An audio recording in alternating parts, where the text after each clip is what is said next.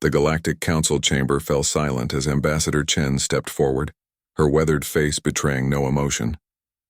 Above her, the holographic displays showed Earth's fleet hanging in space like forgotten relics, vessels that predated faster than light travel. Constructed from primitive alloys and powered by fusion cores, the galaxy had abandoned millennia ago. Counselor Vexthon of the Chromath Dominion chittered with barely concealed amusement, his crystalline exoskeleton refracting the chamber's light into dancing patterns. "These are your warships?" His translator rendered the question with perfect condescension.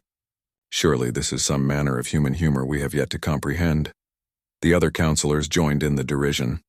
The Velcorians trilled their laughter through their vocal sacs. The silicon-based Orthex delegation pulsed with colors that their species reserved for mockery. Even the normally stoic Kalem observers allowed themselves the equivalent of a smirk, a slight dimming of their bioluminescent patterns. "The Zhenghe launched 2087, read Counselor Yormak, her 6 eyes scanning the data with what could only be called pity. Maximum velocity, 0.37 light speed using conventional drives. Armor steel titanium composite. Weapons, kinetic railguns, and nuclear-tipped missiles." She looked up from her datapad. "Ambassador Chen, my civilization was building quantum phase vessels when yours was still contemplating bronze tools. These ships are antiquated beyond measure." Chen nodded slowly. "They are old," she agreed. "The oldest in our fleet is 263 years old. We call her the Constitution. And you bring these museum pieces to defend against the Devourers?" Vexthon's translator couldn't quite capture the full depth of his scorn. "The swarm that has consumed 17 civilizations? The enemy that defeated the combined might of the Chromath Stellar Navy? We do." The council chamber erupted in chaos. Delegates shouted over one another, their various forms of communication creating a cacophony that the translation matrix struggled to parse. Humanity, the newest member of the Galactic Council, had been their last hope. Their industrial capacity was legendary, their population vast, their willingness to fight unquestioned. But this silence!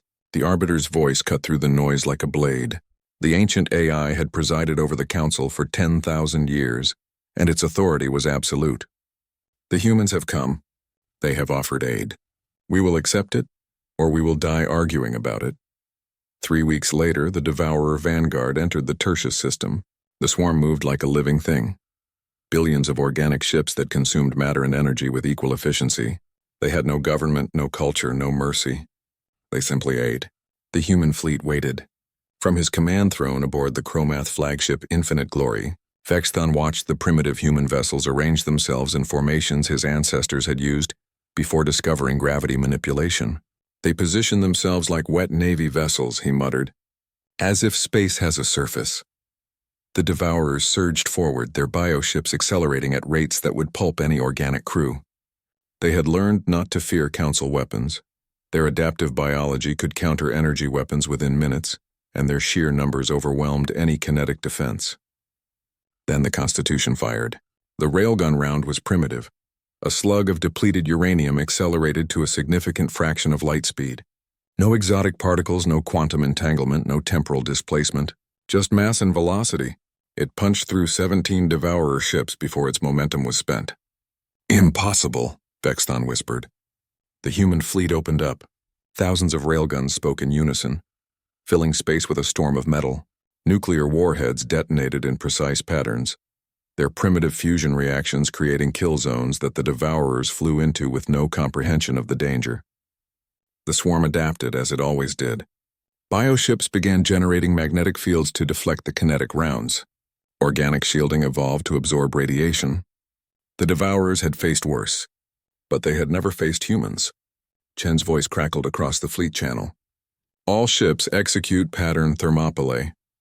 The ancient human vessels began to move, not with the graceful arcs of modern warships, but with brutal, economical efficiency. They concentrated their fire, creating overlapping kill zones that gave the Devourers no time to adapt. When their railguns overheated, they rammed.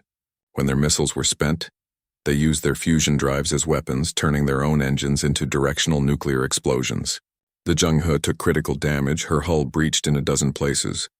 Rather than retreat, Captain Rodriguez ordered all remaining power to the engines and drove his ship directly into the heart of a Devourer cluster formation. The resulting explosion consumed his ship and 7,000 enemy vessels. "They're insane," Yormak breathed. "No," the Arbiter corrected. "They're desperate. And desperation is something we had forgotten." The battle raged for 6 hours. By any civilized standard, it should have been a massacre. The human ships were slower, their weapons primitive, their tactics antique. 3/4 of their fleet was destroyed or crippled, but the Devourer vanguard was annihilated. In the aftermath, Vexthon's shuttle docked with what remained of the Constitution. The ancient vessel was held together by emergency force fields and the sheer stubbornness of her crew. He found Ambassador Chen in what had been the observation deck, now open to space, held in by nothing but a pressure suit. "Your ships," he began, then stopped. What words could capture what he'd witnessed? Chen turned to face him. Through her helmet, he could see tears tracking down her face. "They were never meant to fight enemies like the Devourers," she said quietly. "They were built to fight each other, humans. That's what we did best for thousands of years." She gestured at the wreckage floating around them. "We learned to kill with limited resources. We learned to win when winning should be impossible. We learned that sometimes old and crude beats new and sophisticated. Because new and sophisticated has never had to be desperate," Vexthon finished. Chen nodded. "We brought our oldest ships because they're all we had ready, but also because we knew, if you want something dead, don't send your newest weapons. Send the ones that were built when killing was all we knew how to do." The Chromath counselor looked out at the debris field, at the shattered remains of human vessels that had been museum pieces, at the Empire's flagship Infinite Glory that had contributed exactly nothing to the battle, and felt something his species had not experienced in 10,000 years. Shame. "We laughed at you," he said. "Yes," Chen replied. "You did. We won't make that mistake again." Ambassador Chen smiled grimly. "Good, because we've got 200 more ships just like these. And now that we know what works..." She pulled up a hologram showing new designs. Human engineering married to galactic technology. "Now we build something the Devourers will really regret." The Galactic Council had laughed at humanity's ancient vessels. The Devourers would not make the same mistake.